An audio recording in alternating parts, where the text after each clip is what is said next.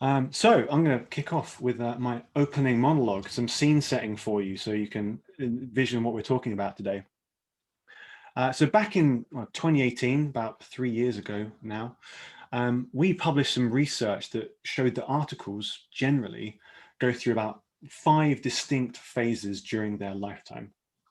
This is probably something you've experienced. It's probably familiar from your content marketing as well. The first of those is the spike phase. So after you publish an article, maybe you share it to your mailing list, maybe you publish it on social media, you see a big spike in traffic, everything looks great and exciting as a bit of buzz is built up around your content. But that doesn't last forever. This is quite transitory, that traffic, and normally within a matter of days, we see the second phase, which is the trough. So when those ephemeral, transitory, temporary traffic sources disappear, there's not been enough time for organic search or direct or referral traffic to kick in.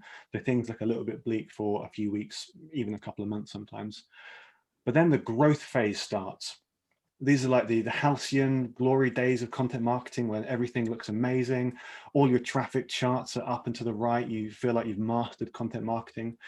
And some articles will generally grow like that for months, even years, compounding week after week after week. But again, as our research proves, that does not last forever. So even the most successful articles will at some point either plateau, where they reach the maximum potential traffic they can generate, they're ranking as well as they're ever going to rank and you've topped out, or in some cases they will actually decay and you will lose traffic and you will see that graph go the other way and begin to head back down the hill again. So the key takeaway here is that content marketing is not a static thing. Blog posts do actually have a shelf life for 2 very important reasons. For one, the topics you write about are themselves subject to change. Best practices change, new technology appears, new trends happen as well. And even if the thing you published a year ago was as up to date as it can be, a year, 2 years after that, there's no guarantee it is still an accurate, up-to-date resource. And secondly, your success encourages other companies to copy you, to imitate you. So if you're ranking #1, getting a bunch of traffic and revenue from one of your articles, you better believe that your competitors are going to do the same thing as soon as they clock onto it. As a result, the traffic you once had does not last forever, but you are not powerless in this situation. You can actually update your content, recapture, in some cases even exceed the traffic you once had. Pretty cool stuff. So the first part of that process is content auditing. So that's where you go through your old existing content, you identify these opportunities for growth. We ran a webinar on that last week. We've launched our content auditing service as well. If you head to audits.animalz.co, you can actually work with us. We will come in and do that, find those growth opportunities for you. But once you've done that, the second part of the process is refreshing that old content. And that is the subject of today's webinar. We're going to walk you through the process we use to help customers generate new traffic from old blog posts and show you how you can do exactly the same thing. So I'm joined by 2 of our veteran refreshers from Animalz, Cassie and Mark. I'm going to share my screen now and I'll let them introduce themselves. So here we go.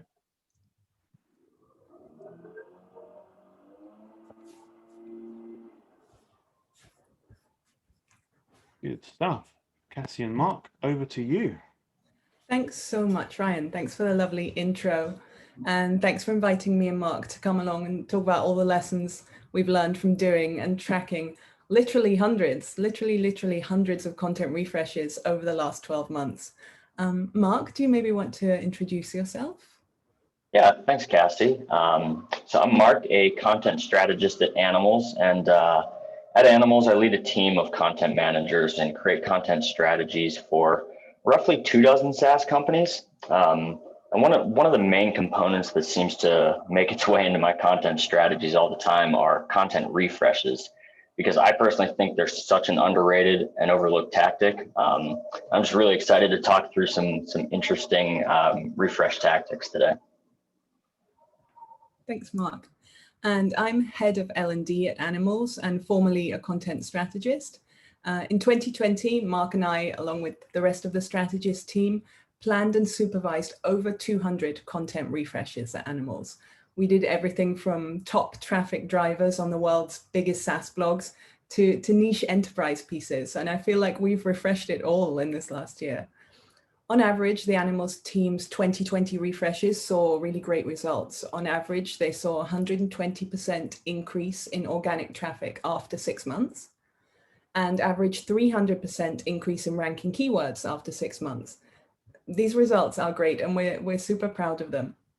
But as always, I think we learned as much, if not more, from the failures as from the successes. And there definitely were failures, I have to say. Take this post, you can see here, that's a former big traffic driver for Adespresso. We refreshed it in August 2020, and 6 months later, it had lost almost 25% of its organic traffic compared to the month before the refresh. So despite our best efforts, the refresh had failed to stop this post decline. And maybe it had even quickened the downward trend, we just don't know. So experiences like this made us ask ourselves the question, why do some refreshes fail and others succeed? And how can we make sure that all our refreshes result in compounding organic traffic over time? To answer that question, I sat down to analyze the data around those 200 refreshes I mentioned. Now, if you've been to any previous Animalz webinars like the one last week with Andrew, our resident former neuroscientist, you'll know that we're big on using data to make decisions and hypotheses at Animalz. Now, I'm far from being a neuroscientist or a data scientist, but I gave it a try. I looked at this data and I tracked organic traffic in 3 and 6 months after a refresh using Google Analytics. I pulled ranking keywords in 3 and 6 months after a refresh using Ahrefs. And then I crossed that with the site's domain ranking and tracked the number of backlinks won by each refreshed URL. I'll hand over to Mark here. Yeah, so looking over the results from Cassie's study, we discovered that there's roughly 3 types of content refreshes.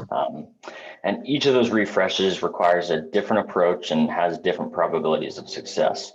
And we say that there's roughly 3 types of content refreshes because there's nuance involved with all of them. Not everyone is going to be categorized perfectly in the 3 buckets that you see here. But generally, there's the defensive refresh, the declining refresh, and the mishit refresh. So each one of these types is failing to live up to its expectations for different reasons. So if you apply the same generic refresh tactics to every single refresh, things like sprucing up the introduction, removing broken links, and increasing your word count by 10%, you really risk fixing the wrong problem, maybe even making the problem worse. But if you identify the type of refresh you're dealing with ahead of time and then apply tailored refresh tactics, you're much more likely to improve performance and have long-term performance going through with your content. So when we discovered that there are 3 types of refreshes, we put together a framework to help guide you through the refresh process.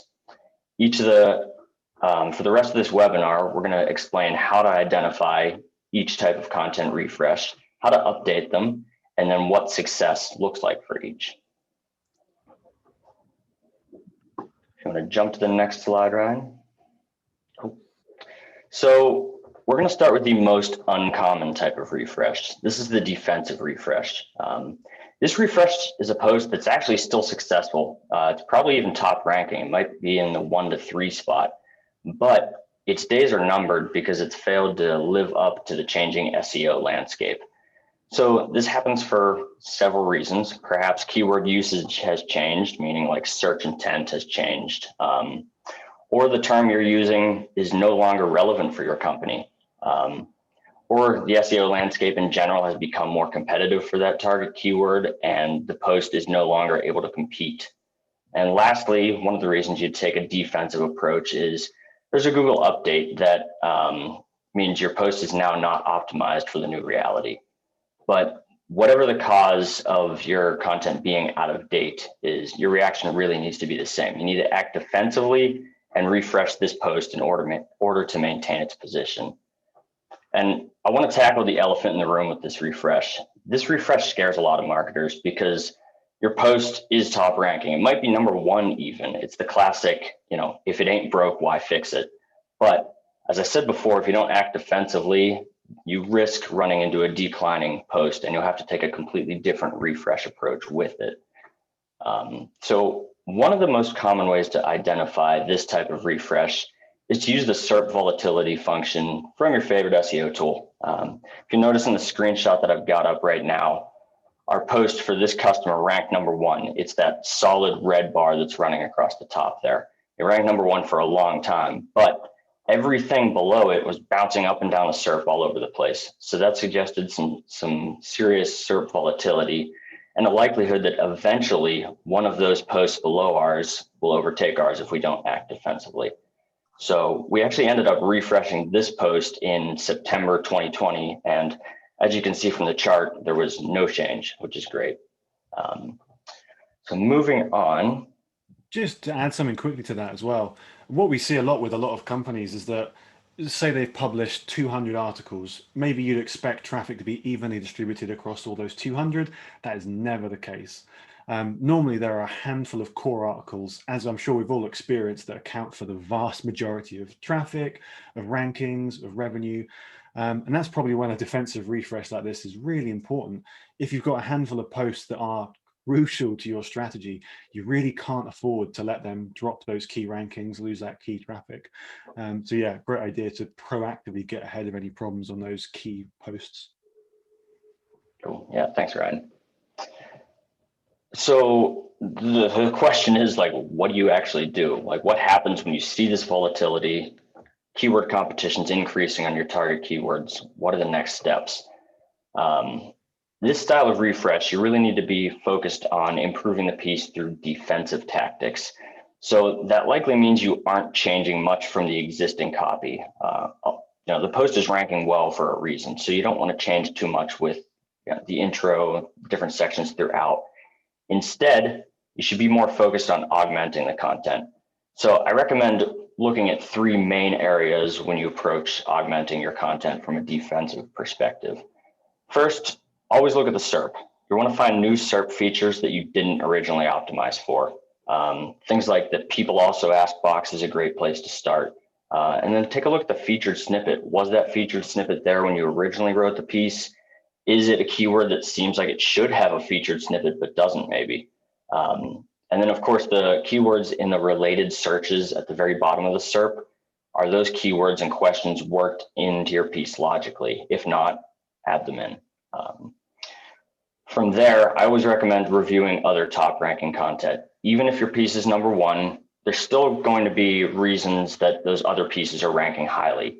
There might be sections that they've incorporated that you haven't put into your content. So take a look at all of the top ranking content and find out if the sections that those pieces of content have worked in are actually valuable. If they are, work them in. And then lastly, just run additional keyword research to see if you can pick up any secondary keywords that you didn't originally optimize for when you wrote the piece and published it. And the reason I've got this screenshot here is because our target keyword in this example is tracking plan. A lot of the top ranking content had samples of tracking plan worked in, but ours didn't. So we made the determination to work in a handful of examples of tracking plans. So jumping on. So the question is always, what kind of results should you expect from this? As I said before, you should definitely expect to maintain position of your target keyword. So that means you might not necessarily see a huge increase in page views, and that's honestly okay. This is defensive. What you will see a lot of times are an improvement in on-page engagement metrics. So things like time on page, bounce rate, on-page engagement metrics like that.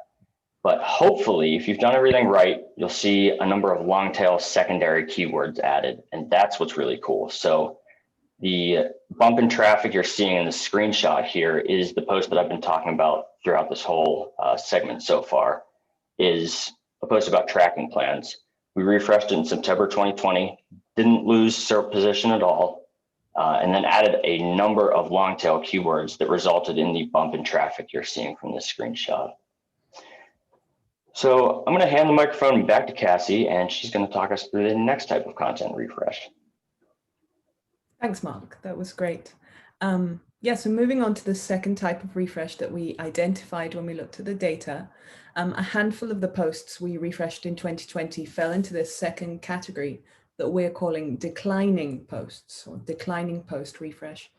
Now, I'm sure you've all experienced this. This is the post that was once one of your biggest organic traffic drivers, but at some point it begins this stately descent into mediocrity. Month on month, it brings in fewer organic visits and starts to shed ranking keywords, top positions. In the screenshot, you can see an example of this. You can see a post from one of our customers, which in January 2020 was driving 8,000 organic sessions every month. And just 4 months later, it had lost over 50% of that organic traffic. Now, to identify this kind of post, we use Revive, a tool made by the Animalz team, and that will tell you which posts are losing organic traffic. So that's how we identified this one. Now, with posts that were once big traffic drivers and have fallen off, we really like to take an aggressive approach to keywords. So these posts are almost always the posts that previously ranked for a top funnel term and have been displaced from the top spot in SERPs. Therefore, if you go for a lot of little long tails with low MSV, that's just never going to recuperate all that traffic that you once had. So what we do with these kind of declining post refreshes is we start out by identifying a handful of related high volume terms that you want the post to rank for. For example, the declining post you saw in the previous slide, that ranked for performance review, which is a keyword of over 20,000 monthly searches. It's massive. And when we refreshed it, we identified additional keywords for the post, all of which had over 5,000 monthly searches. You can see them in the boxes on the screen. So really big, aggressive keywords. And then we added chapters to the post with each chapter or section targeting one of those related high volume terms. So basically we turned this post into a pillar page with anchor linked chapters optimized for very high volume terms. Now, if you do this, you may end up with a monster post of several thousand words long, but I think that's okay if that's what you need to do. So we refreshed that post and it had declined 50% in the previous 4 months. We refreshed it by targeting tofu terms around performance review templates for managers. And the post rallied. It increased organic traffic by 30% in 3 months to over 5,000 organic users. So although it didn't get back up to its previous high of 8,000, it stopped declining, it rallied, and you can see at the end of that screenshot, it started to climb really well again. And that performance that we see there is actually typical for this kind of refresh. Our data shows that 3 months after refreshing, type 2 posts had grown keywords 30% and had averaged monthly organic sessions of 4,000. And that's a good point you make there as well, Cassie, that even when you are refreshing a post like this, there is actually no guarantee that best case scenario, you're going to match or exceed the traffic you used to have, because the world changes. Maybe the intent behind the keyword is a bit more fragmented than it used to be. Maybe there are just so many more competitors that you will never own that disproportionate volume of traffic ever again. That's okay. The key thing is just to optimize the post as well as you can, generate as much traffic as you can, and not worry too much if it isn't the absolute best it's ever been. Yeah, 4,500 organic users, I'm still not going to be upset with that in a given month from one post. Yeah, exactly, which is why we wanted to get these benchmark averages for our refreshes. So comparing to these, like a wide range of aggregate data, rather than comparing to a benchmark from a year ago on your post makes a lot more sense, I think. So like you say, having 4,000 organic visits a month is still really great results.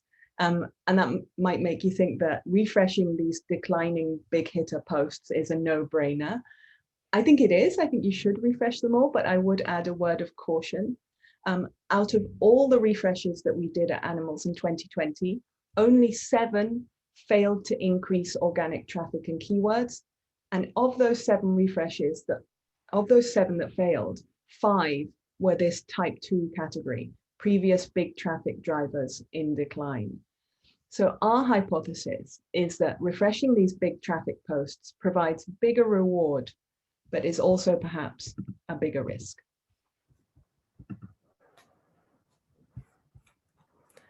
So this last type of refresh is a very different type of refresh from the previous one, and we're calling it the mishit refresh. So this is the type of post that never quite lived up to expectations.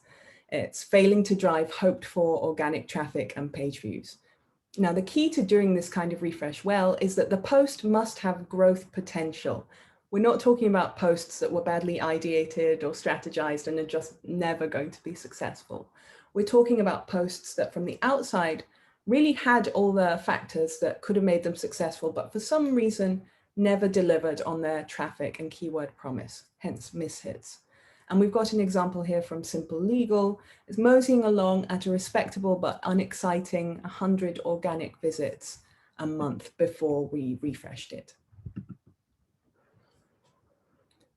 So with this kind of post, we've seen a lot of success through targeting multiple long tail keywords and different kinds of SERP feature. And this is actually an approach that has been pioneered by a content manager on the Animalz team, Reese Kirschner.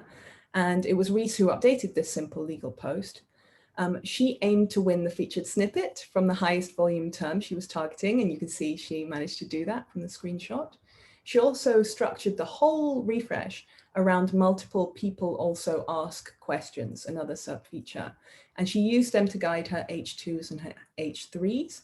And then within those H2s and H3s, she targeted handfuls of low volume long tails, sometimes long tails with under 50 searches a month.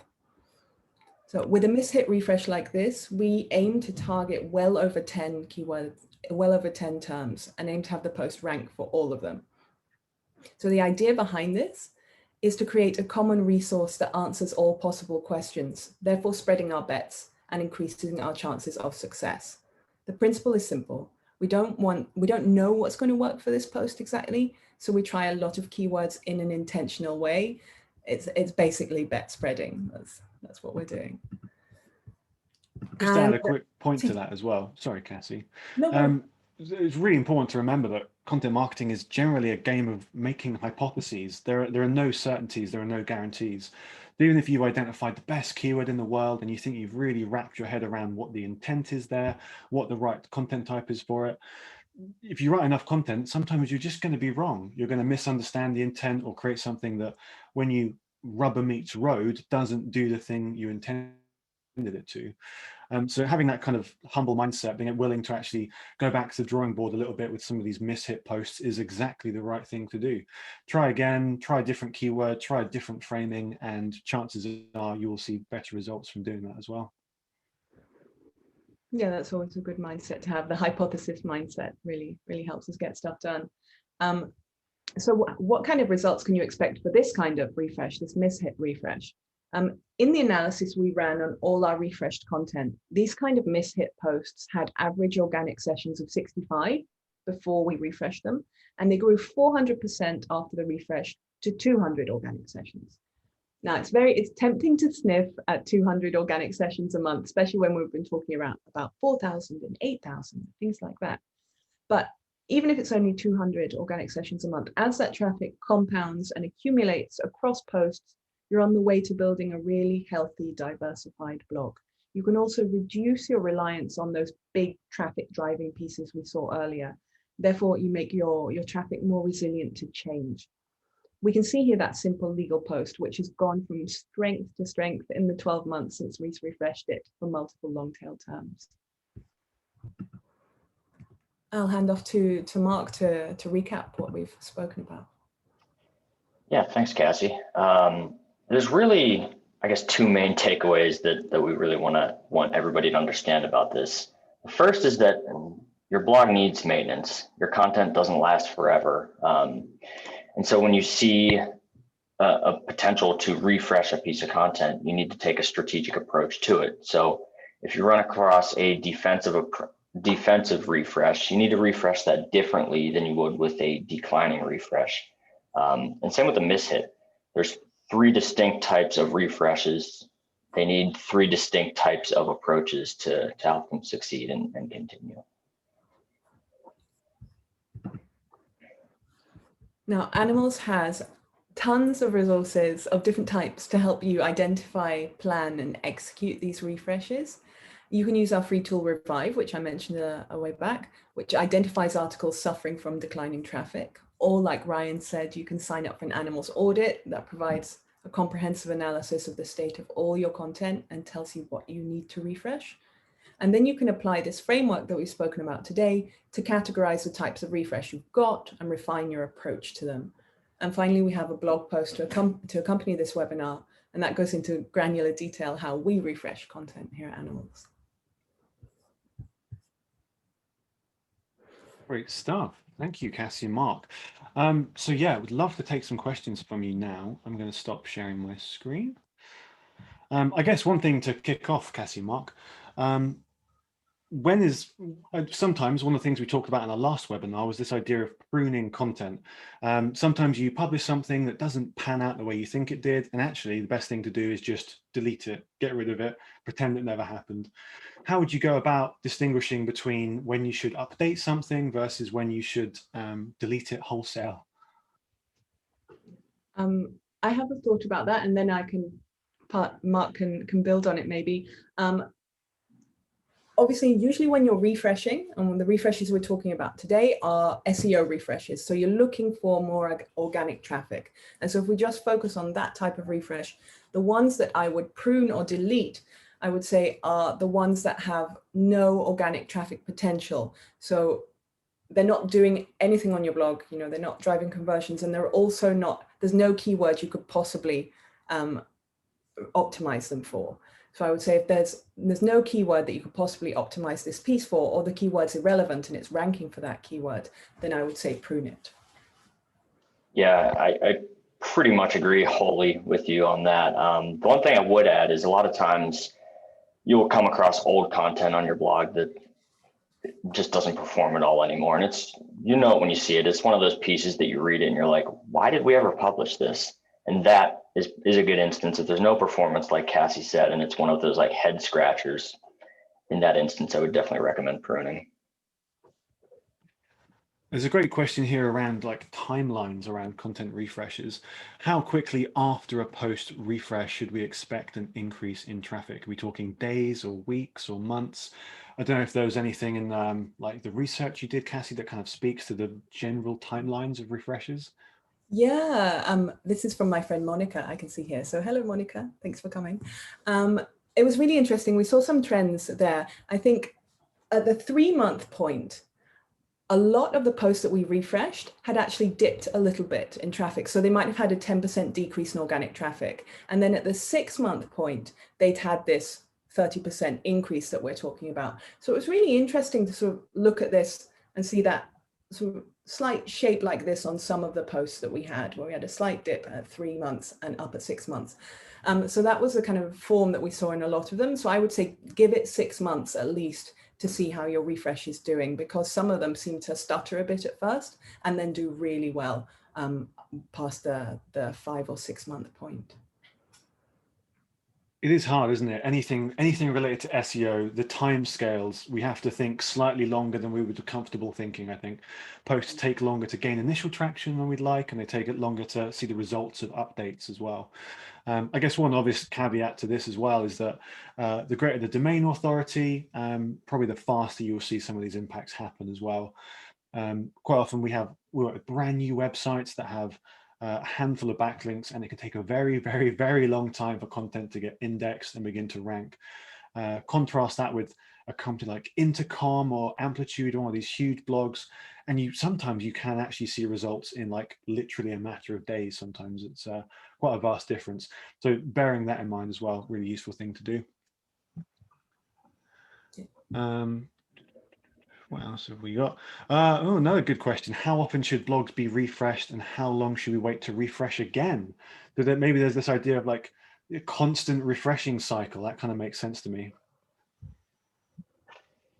I don't know if Mark wants to take this, but one thing, I think there's the ideal, and then there's what you're actually capable of in terms of resources. So I think a big factor in how often you refresh is how much person power, how many people you have able to refresh content and how frequently you can do it, because it's actually a really big undertaking to refresh handfuls, dozens of posts on your blog. So a big factor in that is when you can do it and how frequently you can do it. I don't know if either of Mark or Ryan have ideas about what the ideal for search engines might be. Yeah, I personally don't know if there is an ideal exactly. I would always recommend, like, look at the data, look at what's going on with your content and the SERP itself. So like with the defensive refresh, for example, you're probably not going to see it in your own Google Analytics data, but you'll see it with keyword competition increases, the SERP is changing, and then just SERP volatility, like I mentioned before. These are all signals that something's going on there that might equal a defensive refresh or another type. I think one other concept that's really useful here is this idea of like content freshness as well. I think it's something that maybe Moz popularized, but different search queries, Google expects them to be updated at different intervals according to how often the subject matter changes. So at one end of the spectrum, you've got a relatively timeless search query, like how to type the shrug emoji, like this legendary HubSpot article about that. There's only one way to do that. That's not going to change. There's no need to update that post periodically. The only reason why you might want to refresh that is because a competitor is doing a better job. Otherwise, that information is timeless, evergreen, don't touch it. At the other end of the spectrum, you've got news content, stuff that is entirely topical, transient, needs updating weekly, daily in some cases, if you actually are a news or media publication. So actually going into that mindset with whichever query you're going after, what is the content freshness required to rank for that and rank for that effectively? Another good question here. What do you recommend when refreshing articles that are super thin and poor, but need to go after high volume keywords? That is a good question. I guess it really depends on the keyword itself. Like high volume, does that also mean high competition? And in that case, if your thin content is going after a high volume, high competition keyword, you might need a completely different approach altogether than just a refresh. You might need so a pillar post, like Cassie had mentioned. You might need more of like a hub and spoke approach to those keywords. I don't think a refresh is always the right approach when you're not seeing performance on the content you've published.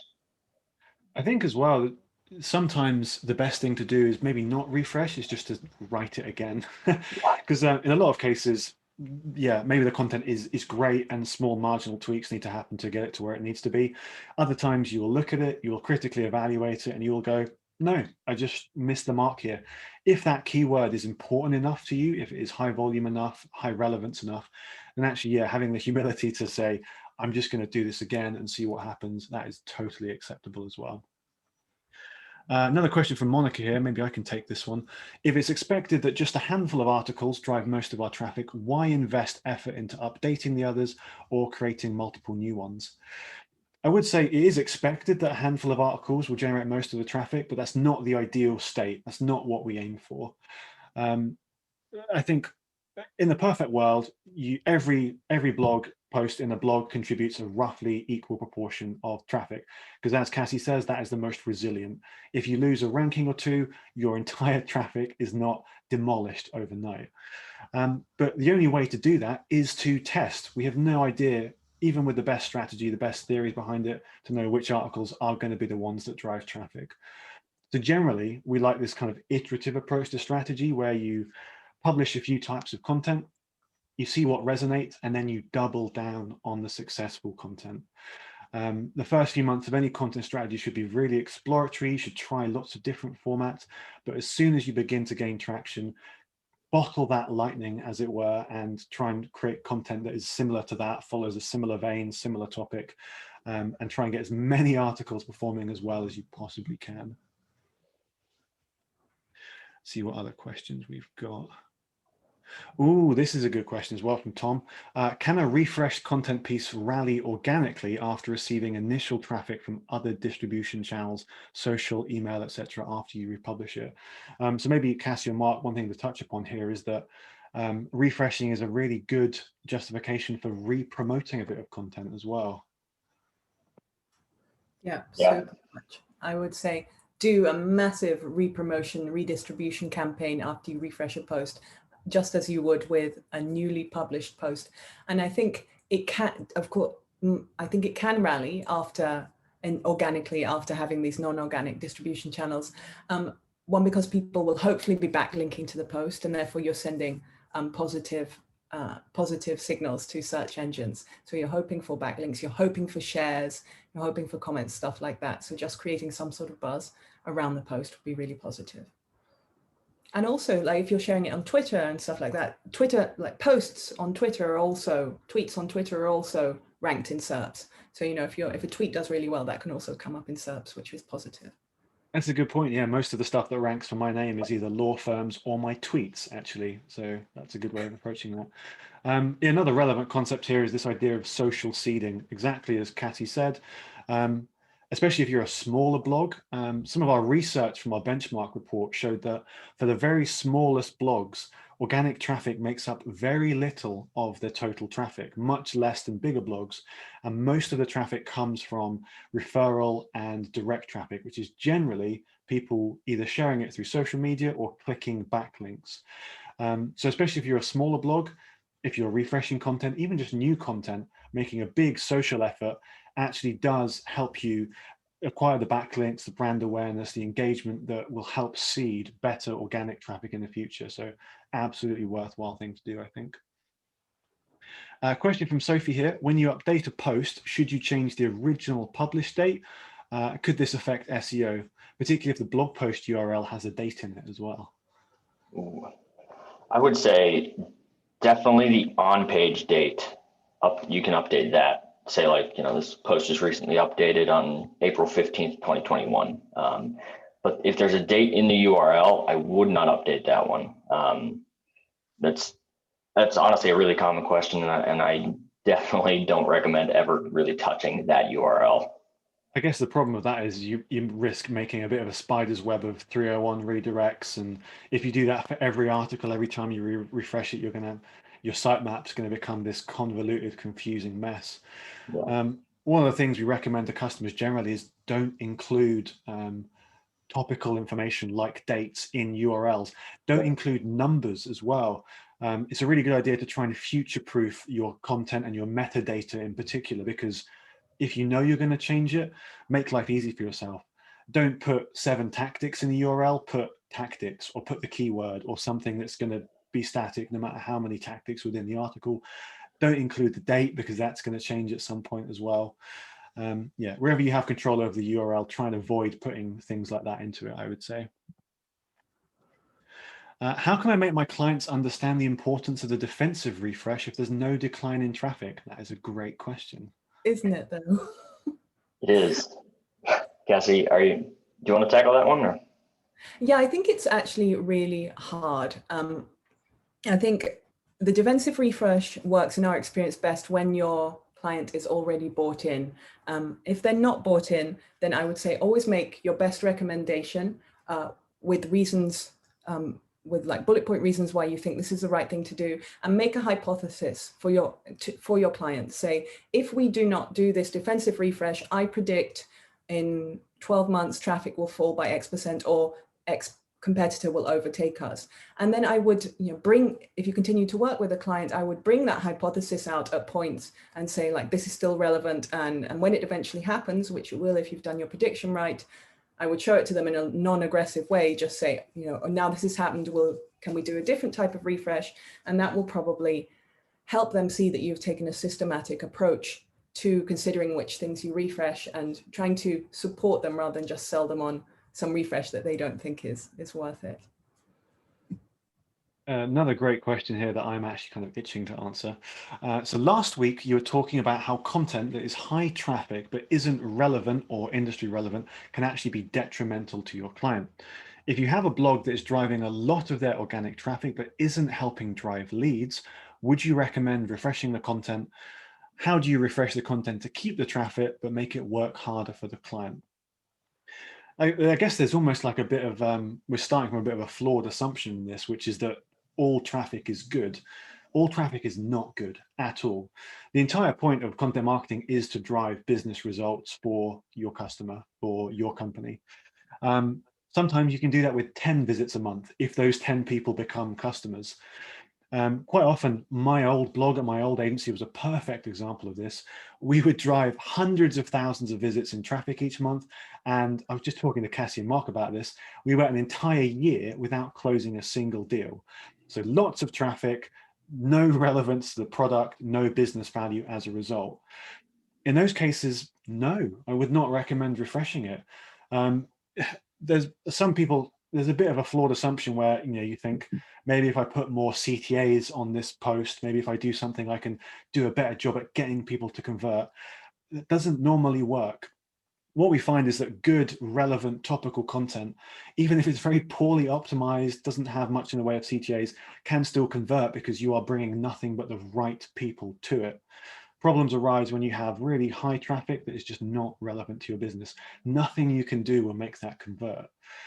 So in that instance, I'd probably focus more on net new content creation. What are better keywords we can target? What are more relevant articles we can write to actually drive business results? Let's have a look. What else have we got? Nice general question here. Maybe we can just chuck a few responses into this. Any advice on how to select the keywords you're targeting with your refresh?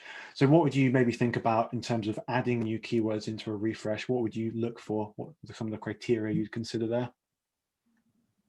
Depends on the type of refresh that you're doing. I think, if you're doing one of these that's a mishit, I'd look at what your competitors are ranking for these keywords and go for those long tails and have a really wide range of long tails, not necessarily related to each other. In the declining posts, like those big posts that used to drive a lot of traffic and are now failing, I would only go for keywords with a very high monthly search volume, something like over 1,000, over 500 if you're in a vertical that doesn't have a lot of keyword volume. And then within each one of those, I would break out related terms. So we're sort of it's like having a hub and spoke almost within the same page, where you're having those related terms for each section. So I think the key difference between those two types of refreshes is on the declining post refresh, all your keywords are related to each other and they've all got big volume.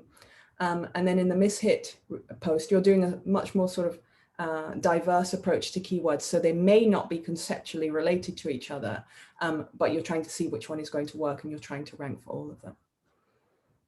I don't know if that answers that. Another fantastic question here as well. This is front of mind for many, many people, I expect. The last year has obviously been very COVID focused. Any high level ideas for where to start refreshing this vast amount of content?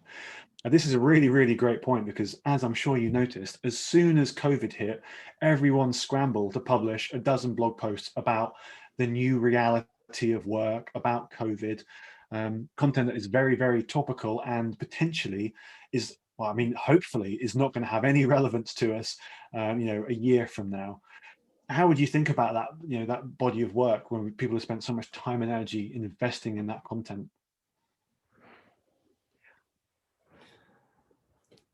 I don't know if Mark wants to jump in. My first instinct is to say you might just have to chuck it. You might just have to prune it at some point. Yeah, that was kind of my thought as well. I mean, stuff that's so specific to one period in time, I don't know if there's going to be a good way to refresh it. So maybe let it run its course and eventually prune it. Not to mention, I guess, maybe people won't want to be reminded of this bleak period of history. That too. I guess one more pragmatic thing you can do is, even within the most COVID-focused content, there are probably going to be some useful aspects of that content which will remain relevant, because as much as we don't like that fact, a lot of how we work and function and act has changed, at least for the next few years, I think. So maybe some of the content around remote working, that stuff is going to remain applicable. So if there's something in there worth salvaging, even when you strip out the kind of COVID framing of it, that stuff could be worth keeping, could be worth finding keywords, could be worth refreshing as well. Ryan, can I, we jumped over a question from Tom here. How much weight do internal links have when you refresh posts? And I think it relates to another question in here about links. When I did the data analysis, I pulled internal links for the refreshed pieces of content before and after the refresh, and backlinks before and after the refresh. And I only had a sample size of around 200 refreshes, but I found no correlation for either of them to how successful each refresh was. And I'm gutted about that, because I was really expecting to see, like, if you'd added X number of backlinks, then you're going to have X percentage growth. I found no correlation at all between backlinks, increase in backlinks or internal links, and some sort of increase in success. It seemed random. So that was really disappointing. I'm hoping to have a larger data selection and do a fuller analysis in the future, so that we can see whether links do have an impact on what kind of links. I think just two follow-up points there, actually. If we think about internal linking from like kind of first principles perspective, it is always going to be a good thing to do. It is really hard. I mentioned this in the last webinar, actually. It's really hard to get even a single person to look at your content. Once you do that, it makes sense to do everything you can to make it easy for them to navigate to other bits of content. And a lot of what Google is doing when it's trying to evaluate content, when it's trying to work out where it ranks, is it's using its different algorithms as heuristics for good user experience. So internal linking is such a crucial part of good user experience. It is absolutely going to have an impact on rankings, even if we can't point to it very easily. And part of the problem, as we found in our benchmark report, we analyzed 150 million page views of data, and we found out that the average median internal links between articles on the same blog was 0, literally 0. This is one of the problems that happens when you have loads of content. You forget what 95% of those articles are. You can only keep a handful of them front of mind, and you neglect them in terms of internal linking. Very easily done. So I think maybe that's more reflective of the fact that we don't do a good enough job at internal linking generally, let alone being able to trace the impact of it on something as specific as refreshes. So that's another good takeaway. Do internal linking. Make time for it every week. Cool. I might make this our last question. Again, a good question as well. My client has been reluctant to remove irrelevant content, feeling like there may be some punishment from Google because their total traffic to their site would go down. Is there any veracity in their opinion? That is a great question. What do you think, Cassie and Mark? Do you know what, Don? I might actually counter that with an equally strong argument. I think if a lot of traffic is coming to your site that is irrelevant, then that's going to be increasing your bounce rate and increasing the number of people who don't, take many interactions on the site. And that is certainly going to be sending a negative signal to search engines. So if you're attracting a lot of irrelevant traffic that then bounces, that then doesn't convert, that then has a low time on page, then you probably are having a really negative impact. I think if they have some really high traffic posts that they're going to get rid of, yes, that may make traffic drop for a while, and you should plan some equally high traffic relevant posts if you can to launch just before you do the pruning, or 3 months or 6 months before, so that you counter that. Well, a fantastic answer there, Cassie. Yeah. And a great question as well. Well, fantastic. I think we've got through most of the questions. A couple there about sharing the slide deck and the resources we featured. Yes, I will absolutely share those with you afterwards. I can't promise that it will be today because lockdown is just ending in the UK, and I'm destined for my first public pub drink, which I'm very excited about. But in the next few days, I'll share the recording with you and also share the slide deck as well. So yeah, thank you so much for joining, everyone. Thanks, Cassie and Mark, for hosting and for walking us through the process. I'll let everyone get back to their days now. Have a good day, everyone. Thanks, everyone. Bye. Thanks, Tom.